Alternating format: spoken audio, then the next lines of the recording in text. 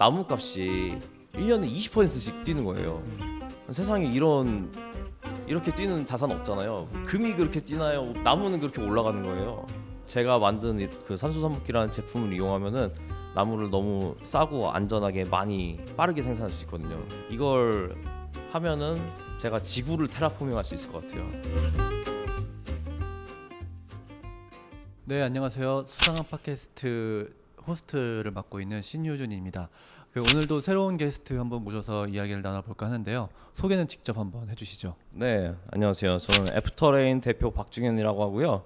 저희는 나무를 키우고 관리하는 데 있어서 기술적인 요소들을 제공하는 일을 하고 있습니다. 그 방금 말씀해 주셨던 애프터레인 조금 더 자세히 설명을 해주실 수 있나요? 네, 저희 회사가 하는 역할이 요즘에 제일 필요한 게 나무거든요. 기후변화 대응하려면은 지금 탄소도 많이 저감해야 되고 탄소 저감하는 게 나무잖아요. 네. 그리고 올해 산불이 크게 났었죠.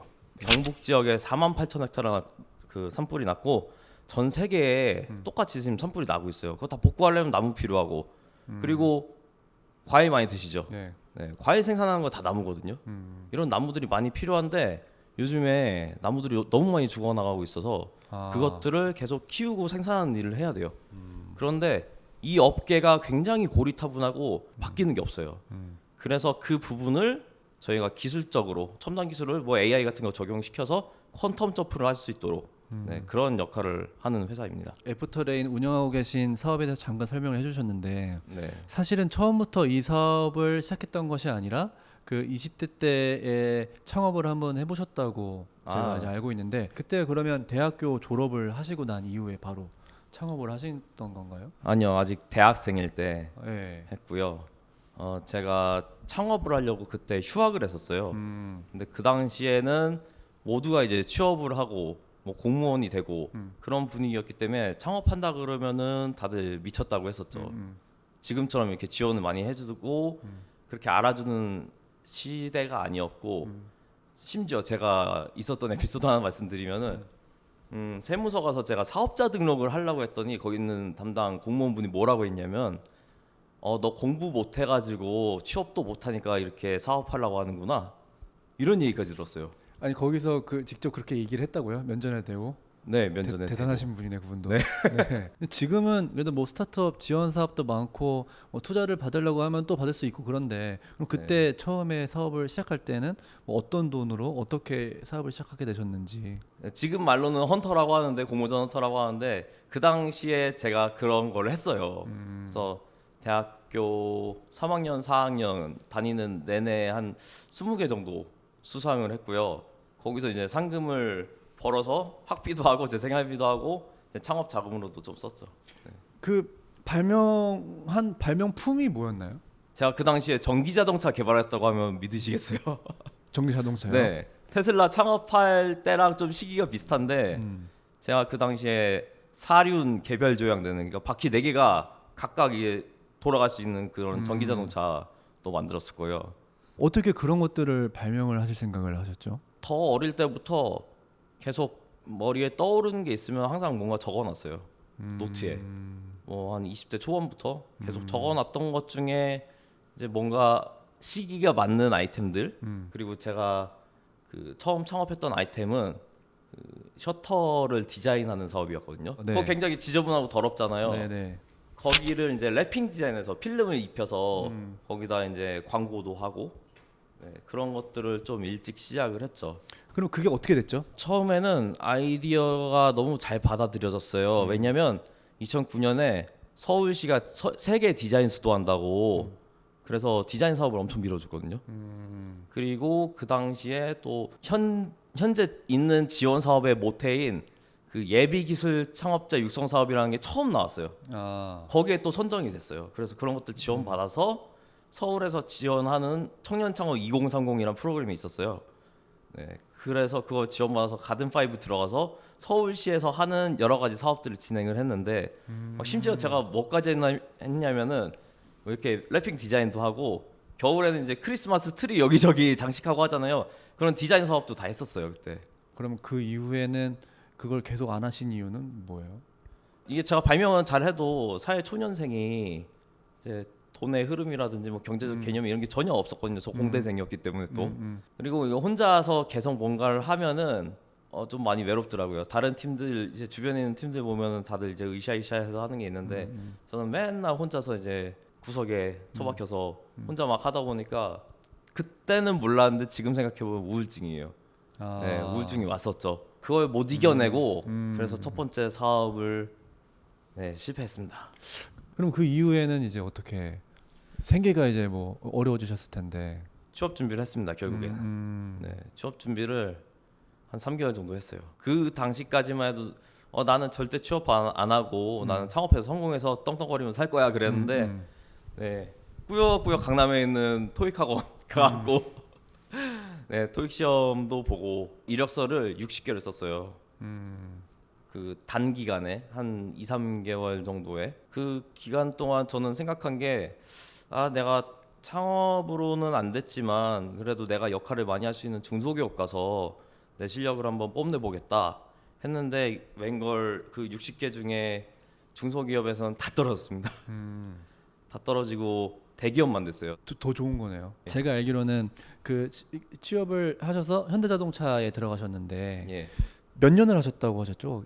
거기서 일을? 순수하게 근무한 거는 6년 조금 넘고요. 저는 이제 가장 궁금한 게 그런 부분이거든요. 20대 초반부터 막 그 발명도 하고 창업도 하고 싶어서 막 이러던 사람이 그 갑자기 토익 공부를 한 다음에 그 대기업에 들어가면 다들 예상하시는 그런 부품처럼 일을 하게 되잖아요. 뭐 물론 네네. 그렇지 않은 사람도 있긴 네. 하지만 그런 세월을 6년 동안 어떻게 견디셨을지 이제 전 이게 가장 궁금하긴 했어요.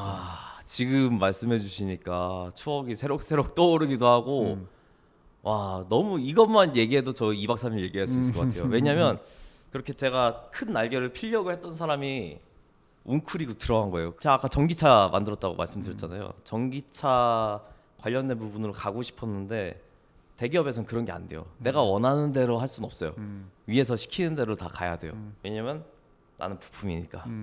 제가 그 안에서 어떻게든 잘해보려고 거기서도 이제 발명도 많이 했고요. 특허도 많이 내고 그런 거 하니까 많이 인정도 해주셨어요. 그래도 제가 이제 성이 안 차는 거죠. 왜냐면은 제가 그 안에서 이제 할 수 있는 역할이 정해져 있어요. 그런데 저는 아이디어가 많으니까 다른 팀에서 하는 아이템들도 막 발명을 할 수 있거든요. 근데 그런 걸 해서 내봤자 뭐 거기서 채택이 돼야지 이게 뭐 성과가 있고 이런 건데 그런 게 제 생각대로 안 됐고. 네. 그럼 어떻게든 그 본인의 성향을 막 발현하려고 발버둥 치시긴 치셨네. 하나 더 생각나는 게 네. 스텔스 창업이라고 아시죠? 알죠. 지금은 그 개념이 있는데 네. 그때는 그런 개념이 없었어요. 그래서 제가 한 회사 3년 정도 다녔을 때 네. 제가 다시 후배들을 불러 모았어요. 야, 우리 지금 회사는 다니고 있지만 나중에 더 크게 성장하기 위해서는 사업을 해야 된다.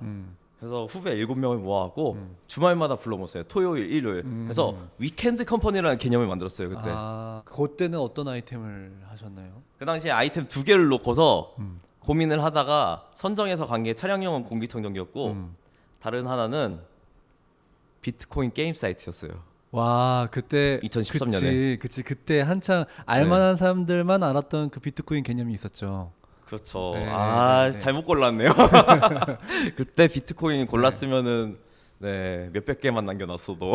근데 그 두 개를 어떻게 된 건가요? 그러면 뭐 하다가 마신 건가요? 아니면 어느 정도까지 진행이 되셨나요? 그 사업들은? 차량용 공기청정기 사업으로 결국에는 팀원들이 다 결정을 하고 진행을 해서 이건 물건을 만드는 일이잖아요. 그래서 금형이라는 걸 또 만들어야 되고 그런데 아시다시피 웬만한 제조업은 다 중국 넘어가 있어요. 그래서 그 중에 핵심 부품을 중국 업체에서 개발을 하려고 그 당시 알리바바로 막 이렇게 소싱하는 걸 찾아서 주말에 비행기 타고 중국 심천까지 넘어가서 협의하고 다시 비행기 타고 돌아와서 월요일날 출근하고 이런 걸 했는데 결국엔 그 중국 업체가 마지막에 그 핵심 부품을 못 만들겠다고 그러는 거예요. 나머지 부품 다 만들어놨는데 돈 들여서. 그런 일이 생기니까 저희도 좀 속된 말로 김샜죠. 주말마다 이제 나오던 후배들도 굉장히 힘들어하고 그러다 보니까 분위기 와해되고 또 추진을 할 사람이 결국에 또 저밖에 안 남는 거예요. 그래서 두 번째 그 도전도 네, 끝내 마무리가 안 됐습니다. 그럼 그 이후에도 계속해서 뭔가를 시도하셨잖아요. 네. 근데 그러다가 이제 MBA를 가시게 됐잖아요. 네. 그거는 왜 가시게 된 거예요? 제가 그냥 회사를 그만두고 창업하겠습니다 하면 다시 사방에서 지탄을 받을 거 아니에요. 저희 부모님도 그렇고 처갓집도 그렇고 예. 와이프도 그렇고 예. 그때는 또 애가 하나 더 생겼어요. 아, 애가 이제 둘 있는 상황에서 월급도 안 받고 어떻게 살래? 아 그러면은 뭔가 방도를 내야겠다. 근데 마침 찾다 보니까 카이스트에서 예. 사회적 기업가 MBA라는 코스가 있는데 네. 거기는 전액 장학금을 주고 심지어 창업을 하는 프로그램이라서 논문이나 이런 거 안 써도 학위를 준다. 그런데 이거 설명하는 프로그램이 하루짜리가 있으니까 한번 와봐라 하는 그걸 본 거예요. 그날 찾아가서 설명회를 들었고 내가 이걸로 준비를 해야겠다 이제 마음을 먹었죠. 그러면 그 7년 동안 그 부글부글 끓던 마음을 이제 네. MBA 가서 뭔가 확 펼치실 만한 기회가 그게 그 찬스가 됐다고 생각하시나요? 이게 확실한 찬스는 세상에 없다고 생각하거든요. 네. 시간을 번 그 기간 안에 내가 뭔가를 준비해서 해야 되는 거고 또 그 기간은 엄청나게 불안한 시간이었어요. 왜냐면 처자식 갓난애까지 해갖고 다 있는데 회사에서 꼬박꼬박 받던 그 큰 월급, 휴가 같은 것들도 그렇고 쉴 수 있는 시간도 많고 그랬는데 그런 거 하나도 없이 이제 나 혼자 오롯이 버텨내야 되니까 그나마 다행인 건 우리나라 참 좋은 나라죠. 육아휴직 급여를 주시잖아요. 그래서 한 달에 한 7, 80만 원 그거 받으면서 준비를 했죠. 그 2년 동안 학교에 다니시면서 다시 창업을 결심하시고 그 다음에 그때 가장 그 마음속에 두고 있던 문제가 환경 문제였던 거죠. 딱히 그렇지는 않았어요. 예, 왜냐면 제일 시급한 문제를 찾아서 해결해야 되겠다는 생각이 좀 있어서 시급한 문제들을 이것저것 막 찾았죠. 네. 뭐 해외에서 일어나는 문제들도 있을 수 있고 국내에서 일어나는 문제 중에서도 뭐 꼭 환경 문제만 있는 건 아니잖아요. 네, 근데 네, 네. 그 당시에는 환경 문제가 제일 컸어요. 미세먼지 문제 때문에 온 국민이 다 죽는다고 난리치고 있는데 심지어 저희 첫째 아들이 네. 가와사키 병이라는 게 걸렸거든요. 그게 뭐죠? 이게 국내에서 그 당시에 의사들도 몰랐어요. 이게 네, 온몸에 있는 혈관들이랑 심장에 다 염증이 생겨갖고 40도가 넘는 고열이 계속 지속되는 병인데 샌디에고 대학에서 나온 논문을 보니까 미세먼지가 많이 발생했을 때 칸디다균이 호흡기를 통해서 들어와서 그게 퍼져서 생기는 게 가와사키 병이다. 그러니까 이게 사회적으로도 큰 문제였지만 저 개인적으로도 네, 저희 첫째 아이가 그렇게 돌밖에 안 됐는데 그렇게 사경을 헤맬 정도로 아팠으니까 아 이거 내가 해결해야 되는 문제다 이렇게 생각을 하고 잡게 됐죠. 그러면 그것을 그 문제들을 조금씩 해결하기 위해서 이제 우리가 처음에 얘기했던 애프터레인이라는 회사를 만들게 된 예. 건데 그러면 처음에 그걸 만들면서 어떤 그 아이템이라고 할까요? 제품을 만드셨는지 말씀을 네. 좀 해주시면. 독일에서 시티트리라는 아이템이 있었는데 한국말로 하면 도시나무죠. 그런데 이게 이끼를 통해서 미세먼지를 정화하는 거예요. 근데 이게 제가 아까 계속 사이즈 큰 거 한다고 하셨죠. 이게 가로 3m, 높이 4m짜리예요. 자동차 세우는 것보다 더 큰 거예요. 근데 그게 이제 벤치 같이 돼 있고 이끼 벽을 공기 정화하게끔 돼 있고. 아 근데 이거를 한국에 들여오려고 많은 곳에서 노력을 했는데 한국 그 현지에서 하는 가격이 한 3천만 원 정도 되고. 근데 그거를 한국으로 들여와서 엔지니어들 데려와서 설치하고 관리하고 하는데 1억이 넘게 드는 거예요 하나에. 아 그러면 이거를 내가 해야겠다. 나는 어차피 자동차 설계도 했고 이쪽에 대해서 좀 아이디어도 있고 해서 제가 공기 정화 벤치라는 거를 하나 굉장히 작게 만들어갖고 샘플로 만들었는데 근데 그걸 보고 마포구청에서 연락이 왔습니다. 그걸 설치해달라 이런 건가요? 네. 마포구청에서도 그 아이템을 너무 원해서 하고 싶었는데 할 수가 없는 상황이었고 마포구청에서 연락이 왔고 제가 미팅 자리를 나갔는데 팀장님 5분이 오신 거예요. 저는 공무원 조직 체계를 몰라갖고 팀장이 높은 건지도 모르고 그랬는데 한 과에서 팀장님 5분 오셨으면 다 오신 거거든요. 그래서 그분들이 그러면은 그냥 공기 정화만 하지 말고 거기다 산물 인터넷도 붙여달라 이렇게 말씀하셨어요. 근데 저 사무리터는 하나도 몰랐거든요. 컴퓨터 뭐 엑셀, 워드 이런 것만 할 줄 알지 프로그래밍 할 줄 몰랐는데 해달라고 하시니까 네 알겠습니다 하고서 그냥 약속을 해버렸죠. 그리고 남은 시간 2달이었어요. 어떻게 성공을 하셨나요? 네, 어쨌든 뭐 제품 만드는 거는 제가 설계는 제가 잘 했고, 근데 이게 대기업에 있다 보면은 협력사들이 알아서 다 해주거든요.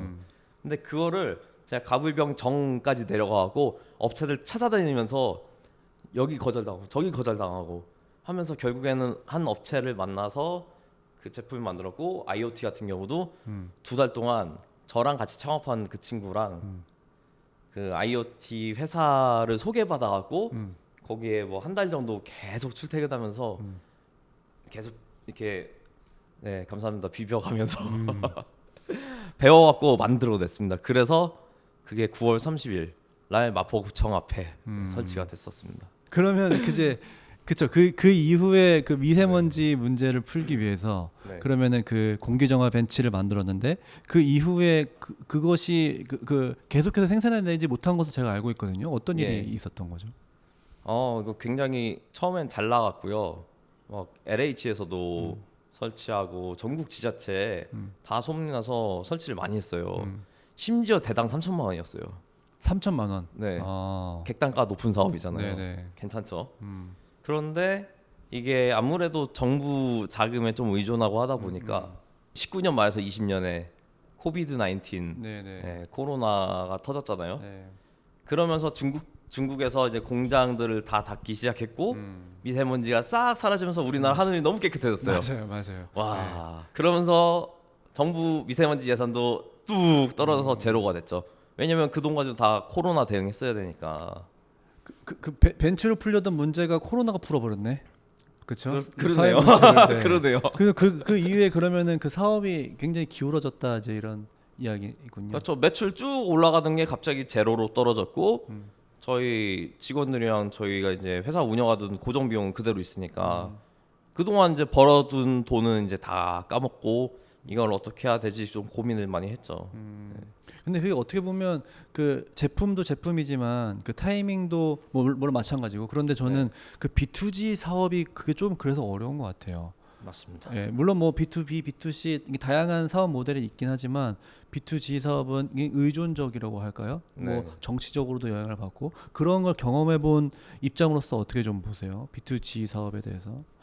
B2G 사업 저희 같이 뭔가 이슈 따라가는 거는 정말 힘든 것 같아요. 딱 한순간 벗어나면은 바로 그게 사장될 수도 있으니까 정부 사업을 먼저 했으면은 그걸 기반으로 해서 해외로 빨리 나가면 정말 좋을 것 같고요. 그거 아니면은 정말 정부 사업은 안정적인 거, 완전 소모품, 소비재 이런 것들 그런 거 하는 게 좀 좋은 것 같아요. 뭐 어떻게든 그러면 회사는 2월을 가야 되는데 네, 그 만들어야 되는 제품에 대해서 이제 안 만들어도 돼라는 상황이 된 거잖아요. 그렇죠. 그 이후에 어떤 심경이 있었는지 아니면 또 그 이후에 또 어떤 제품을 만드셨는지 이런 게 좀 궁금합니다. 제가 처음에는 이 미세먼지 문제가 이슈가 있으니까 이 이슈를 해결하려고 했잖아요. 두 번째 문제가 이제 코비드 19이 생긴 거잖아요. 그럼 코로나 사태를 종식시킬 수 있는 뭔가 아이템을 만들어야겠다. 근데 기존에 하던 거랑 좀 비슷하게 할 수 있는 게 뭐가 없을까 해서 만들어낸 게 코로나 검진 부스를 만들었어요. 이게 지속적인 사업이 되지 않더라도 이게 코로나 때문에 결국엔 사람들이 너무 많이 죽어가니까 그 사태를 조금이라도 도움이 되고자 의료진이 보호받아야 많은 사람들을 치료할 수 있으니까 그래서 의료진을 보호할 수 있는 그 부스를 만들어서 성남시 이런 데는 기부도 하고 전국 병원에 150개를 납품했죠. 근데 그러면 어쨌든 이제 우리가 다 모두 다 알듯이 이제 네. 코로나 사태가 종식이 됐는데 네. 그럼 그 이후에는 어떻게 됐어요? 코로나가 종식됨과 동시에 이제 경기 부양을 해야 되잖아요, 나라에서는. 그렇죠. 그래서 네. 뉴딜 정책이 나왔어요. 그 중에서도 그린 뉴딜이라는 게 있었는데요. 이 그린 뉴딜 항목 중에 실내 중소 정원을 3,000개, 실외 중소 정원을 뭐 5,000개 뭐 이렇게 만든다고 그렇게 정책이 나와서 그게 예산이 나온 거예요. 그러면은 우리가 전에 미세먼지 없애려고 공기정화 벤치 했을 때 거기 심겨진 식물들을 관리하기 위해서 IoT 시스템을 붙였거든요. 여기서 이제 벤치에서 IoT 시스템만 띄워서 스마트 정원 관리 시스템을 만들면 그 많이 설치되는 정원들에 사람들이 인건비 태워가면서 이게 관리를 안 해도 시스템이 붙어서 24시간 관리하면서 이게 사업이 되겠다라는 판단을 했죠. 그래서 스마트 정원 관리 시스템이라는 걸 만들었습니다. 그때 슬로건은 우리가 뉴욕 센트럴파크도 관리하는 그날까지. 꿈이 컸죠. 네. 근데 그 이후에 그러면 사업은 어떻게 진행이 되신 거예요? 잘 됐었죠. 전국에 제가 350개 정도 설치를 했어요. 엄청 많이 했죠. 그런데 이것도 작년 초 24년 1월 정부에서 예산을 없앴습니다. 그 정부 영향을 계속 받으시면서 이제 그 질풍노도를 겪으셨네, 계속. 이 정원 관리 시스템을 하면서 제가 이런 게 올지 이제 좀 알겠더라고요. 언제 올지. 그래서 좀 예측을 하고 다음 스텝을 미리 준비를 해놨었어요. 그게 이제 스마트 나무 농장이라는 건데, 왜냐면 제가 정원 관리 시스템을 하면서 그 정원 조성 계속 하잖아요. 나무 값이 1년에 20%씩 뛰는 거예요. 세상에 이렇게 뛰는 자산 없잖아요. 뭐 금이 그렇게 뛰나요? 뭐 비트코인이 그렇게 뛰나요? 주택이 그렇게 뛰나요? 나무는 그렇게 올라가는 거예요. 그러면 우리 관리 시스템이 있으니까 나무 키워서도 팔아보자. 그리고 나무 농장도 구축해주는 것도 해보자. 왜냐면은 요즘에 시골에 남는 땅이 너무 많거든요. 남는 농지들 그냥 방치하면 벌금 내야 되거든요. 아니면 강제 매각하거나. 그런데 다 나무 농장 만들어 버리자. 그래서 스마트 나무 농장 만드는 사업을 미리 준비를 좀 했고요. 거기에 이제 나무 농장 만들고 뭐 나무 키우려면 묘목이라는 게 있어야 돼요. 나무는 우리 그냥 천지 삐까리 널린 게 나무인데 이거 결국엔 새싹부터 시작하는 거거든요. 이거를 묘목도 많이 필요한 거예요. 그럼 묘목도 많이 만들 수 있게 또 만들자. 그래갖고 거기에 관련된 것들을 하나하나 다 만들었어요. 그래서 나무 관련된 기술들을 다 내재화 시킨 거죠. 팀 내부에? 네, 회사 내부에서 묘목 키우는 것부터 나무 키우고 나무가 이제 정원이나 산지에 나가면 그 관리하는 것까지 전부 다 내재화를 시켜놨죠. 제가 여기서 궁금한 점이 하나가 더 나오는데 뭐냐면 제가 알고 있는 바에 의하면 중현님이 지금 유튜브 채널을 또 운영하고 계시잖아요. 근데 갑자기 이 기술들을 막 이용해서 그 제품들을 혹은 기계들을 만들어내다가 컨텐츠를 만들기 시작했다는 거죠. 이거는 어떤 그 변화 혹은 심경의 변화 혹은 뭐 상황의 변화가 있었길래 이런 본인의 그런 사업적인 변화가 있었는지 궁금합니다. 일단 저희 회사가 거의 연구소 조직이에요. 제가 연구소에 있다 보니까 연구소 조직처럼 만들어놨는데 그러면 제 문제가 마케팅이거든요. 그런데 마케팅을 내가 어떻게 해야 될지도 모르겠고 이거를 사람을 고용해서 하자니 또 비용이 많이 나갈 거고 그러면은 제일 좋은 방안이 유튜브 아닐까라고 고민을 하고 있었고요. 대한민국 유튜브 사용자 몇 명인지 아시나요? 모르겠는데. 모르시나요? 유튜브 하고 계시지 않나요? 이제 시작하고 있죠. 대한민국 유튜브 사용자 4천만 명입니다. 4천만 명한테 제가 이렇게 마이크 들고 그냥 얘기만 해도 다 홍보를 할 수 있는 거예요. 이렇게 좋은 플랫폼이 어디 있어요? 그래서 제가 유튜브를 하면서 깨달은 게 내가 아무리 못하고 진짜 내가 얼굴 안 나오고 진짜 그냥 말로만 떠드는 유튜버 그냥 뭐 일주일에 영상 하나만 올리더라도 이게 마케터 10명 고용한 것보다 효과가 크다. 이게 확실해졌어요. 유튜브 채널도 발명하실 때처럼 혹은 기계를 만들 때처럼 컨텐츠 창작도 비슷하게 느끼셨는지 이게 좀 궁금해요. 잘 만들고 하면은 정말 희열이 있고 좋긴 한데 뭐 컨텐츠 많이 하시는 분들 다들 아실 거예요. 이게 엄청나게 성실해야 돼요. 제가 만드는 그런 뭐 새로 발명하고 하는 그런 아이템들은 한번 만들어 놓고 이거를 카피 앤 페이스트 계속 하면 되는데 컨텐츠는 끊임없이 뭔가 새로운 걸 만들어내야 되고 주기적으로 올려야 되고 이게 그리고 주기적으로 올렸을 때 조회수나 이게 성과가 별로 안 좋으면은 현타 온다 그러죠. 이거 아마 하기 싫어지고 그럼에도 불구하고 내 몸을 움직여서 촬영을 하고 녹음을 하고 편집을 하고 이거를 저 컨텐츠 하시는 분들 진짜 존경합니다. 근데 지금 잘하고 계시잖아요. 저는 생존을 위해서 계속 하고 있는 거예요. 살아남으려면 해야 됩니다. 마케터를 고용하지 않기 때문에.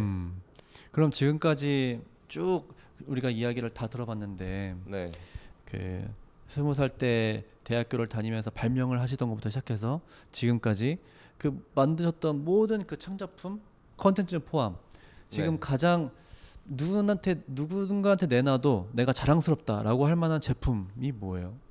산소 삽목기라는 제품을 제가 만들었어요. 이게 뭐냐면 이게 나무를 번식시키는 거예요. 번식. 근데 보통은 이게 씨 뿌려갖고 번식한다고 생각하시잖아요. 그게 아니라 나무 가지를 잘라갖고 심을 수 있는 거예요.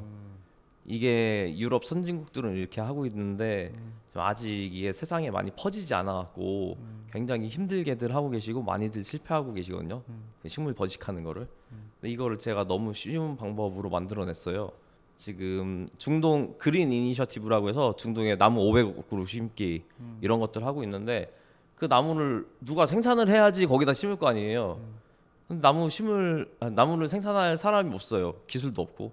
그래서 제가 만든 그 산소삽목기라는 제품을 이용하면은 나무를 너무 싸고 안전하게 많이 빠르게 생산할 수 있거든요.